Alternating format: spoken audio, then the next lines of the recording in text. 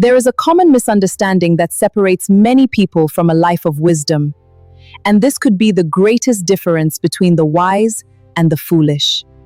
People often assume that wise individuals make fewer mistakes because they are more intelligent, but history tells a different story. The wisest people who have ever lived, we were not those who never failed. They were those who refused to waste their failures. A foolish person experiences pain and learns nothing. A wise person experiences pain once and never pays tuition for the same lesson twice. An even wiser person watches someone else's pain and says, "I don't need that lesson to become my own." That is the highest form of intelligence. The Roman statesman Cicero wrote, "Wisdom is the companion of justice, courage, and moderation." Notice that wisdom is not presented as mere knowledge. It is a way of living. It is knowledge transformed into action. There are libraries filled with intelligent people who never became wise. There are villages with men and women who never attended university, yet possess extraordinary wisdom because they learned to listen, observe, and reflect. Knowledge fills the mind. Wisdom guides the life. Special greetings to you, all wisdom lovers. Wherever you're watching us from around the world, I welcome you to this program. In today's section, we shall be observing the last episode of our ongoing three-part series on the best wisdom to navigate through life, titled, "The Choice That Shapes Your Destiny." But before then, may I ask you to please take a moment to subscribe to our channel? Also tap on the notification bell so you don't miss any of our future videos. Thank you. Let's take our first point of note. History is humanity's memory. Every civilization leaves behind monuments, but its greatest gift is not its buildings, it is its lessons. History is humanity speaking across generations. Every empire that collapsed leaves behind a warning. Every nation that prospered leaves behind a principle. Every family that endured leaves behind a pattern worth studying. The tragedy is that each generation believes it is too modern to need ancient wisdom. Technology changes. Human nature rarely does. The tools evolve, the temptations remain, the clothing changes, pride still destroys, greed still blinds, lust still deceives, power still corrupts. Fear still paralyzes, envy still poisons. That is why the philosopher George Santayana warned, "Those who cannot remember the past are condemned to repeat it." History is not merely a record of yesterday, it is a mirror reflecting tomorrow. Point number 2, the pattern of every great collapse.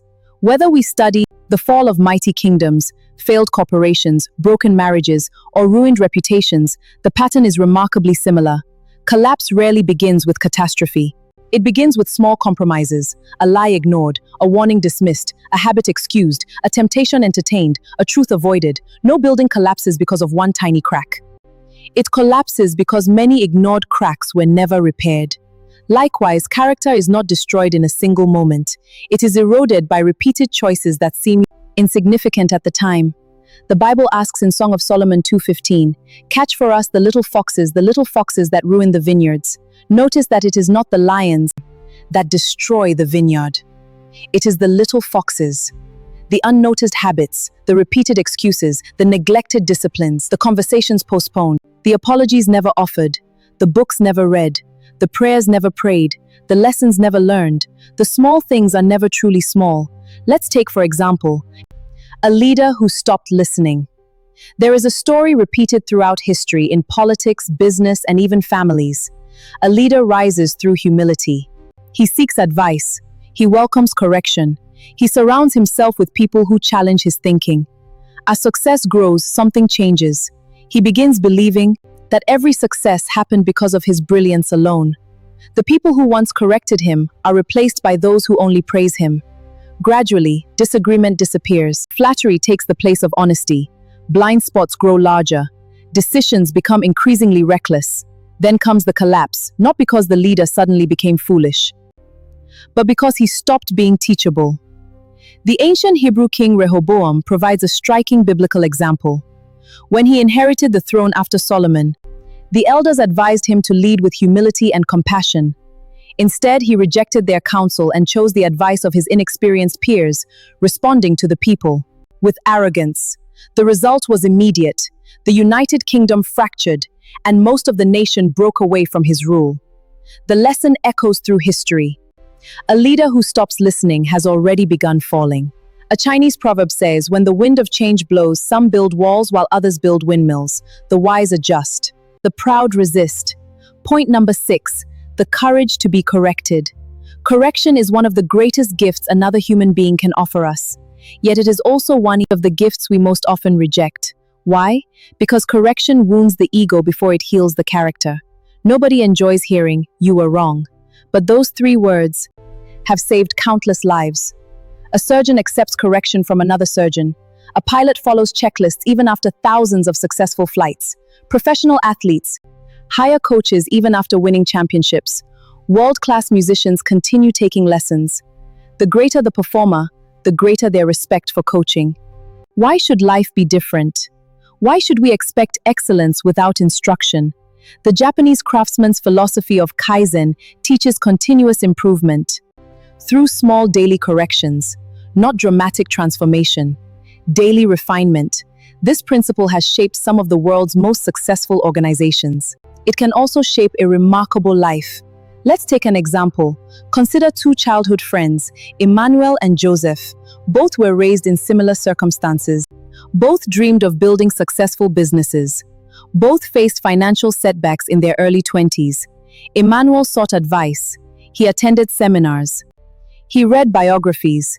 He asked experienced entrepreneurs difficult questions. Whenever he failed, he carefully examined what went wrong. Joseph reacted differently. Every failure was someone else's fault. The economy, his competitors, his family, the government, bad luck. Years passed. One man's failures became stepping stones. The others became permanent residents. Their circumstances had been almost identical. Their attitudes toward learning were completely different. One chose the first classroom. The other remained enrolled in the second. As the Akan proverb from Ghana says, wisdom is like a baobab tree. No one individual can embrace it alone. No one becomes wise in isolation. Point number 7, the people who grow the most. Have you noticed that the people who continue growing throughout life often ask the most questions? They are curious. They listen more than they speak. They read widely. They admit when they do not know something. They change their minds when presented with better evidence. They are not ashamed to say, "Teach me." The philosopher Michel de Montaigne wrote, "The greatest thing in the world is to know how to belong to oneself." To belong to yourself means refusing to let pride imprison your thinking. It means loving truth more than your own opinions. It means valuing growth more than appearing right. That is the mark of maturity. Point number 8, how to choose the first classroom every day. Choosing wisdom is not a single decision. It is a daily discipline. Here are 7 timeless practices that keep us in the first classroom of life. Number 1. Accept correction before crisis. Do not wait until life forces change upon you. Invite honest feedback while you still have the power to act. The strongest bridges are repaired before they collapse. Number 2, read beyond your generation. Every great book is a conversation with minds that refuse to let time silence them.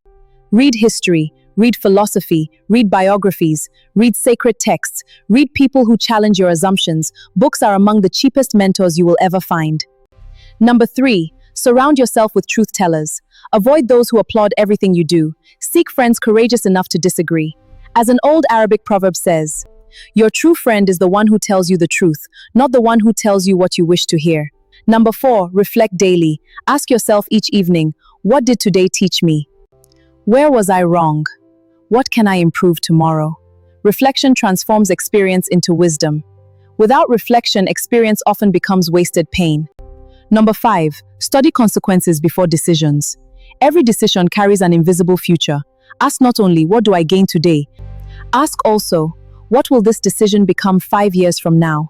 Wise people think beyond the immediate reward. Number 6, stay humble in success. Success is one of life's greatest tests. Failure often makes us seek wisdom. Success tempts us to stop seeking it. Remain teachable even when people praise you, especially then. Number 7, teach others what you have learned. Wisdom grows stronger when it is shared. Mentor someone younger, encourage someone struggling, tell your story honestly. Your scars may become another person's map. Point number 9, the most expensive word in any language. There is one sentence that has silently destroyed careers, families, businesses, and nations. I already know. Those 3 words close the mind, and a closed mind cannot receive new wisdom. Contrast that with another sentence. Teach me. 2 simple words, yet they open doors that pride can never unlock. The Bible declares in Proverbs 9 verse 9, "Instruct the wise and they will be wiser still. Teach the righteous and they will add to their learning. The truly wise never graduate from learning." Now, before we conclude, let's look at one final example. The story of an old man and a young traveler. There is an old story told in different forms across Africa and Asia. A young traveler came to a village. Seeking directions through a dangerous forest, an old man warned him, "Do not take the eastern path after sunset. The river floods without warning." The young man laughed. "Old man, I've traveled farther than you can imagine. I know how to find my way." He ignored the advice. That night, heavy rains came. The river overflowed. The young traveler barely survived. Days later, exhausted and humbled, he returned to the village. The old man welcomed him without mockery. He simply smiled and said, "The forest did not punish you because you ignored me. The forest simply obeyed its nature. That is how life works. Life is not trying to destroy us. It is responding to the principles upon which it was built." Wisdom teaches us those principles before reality enforces them. In conclusion, as we come to the end of this journey, pause for a moment and imagine your life as a book that is still being written. Some chapters are already complete. Perhaps they are pages filled with joy, achievement, love, and unforgettable victories. Perhaps they are also chapters stained with regret. Moments when you ignored good counsel, trusted your pride, or discovered too late that consequences never bargain. Do not allow those painful chapters to become the title of your story. The remarkable thing about wisdom is that it does not ask where you have been. It asks whether you are willing to learn today. Every sunrise places two invitations before you. One comes quietly. It arrives through a parent who worries about you, a friend who dares to tell you the truth, a mentor who challenges your thinking, a sacred text that convicts your heart, a biography that reveals another person's scars, a proverb carried across centuries, a child whose simple honesty exposes your consistency. These are the voices of the first classroom. Never underestimate them. The second invitation is silent. It does not argue. It does not threaten. It simply waits. It waits while habits become addictions. It waits while pride hardens into isolation. It waits while neglected health becomes disease. It waits while small lies become shattered reputations. It waits while postponed conversations become broken relationships. And when it finally arrives, it never asks whether you were ready. The American author John C. Maxwell wisely said, "People change when they hurt enough that they have to, learn enough that they want to, or receive enough that they are able to." The greatest among us are not those who never stumbled. They are those who decided that every scar would become a lesson instead of a life sentence. There is an old African proverb that says, "The one who asks for directions never gets lost for long." Never let pride never become so expensive that you can no longer afford wisdom.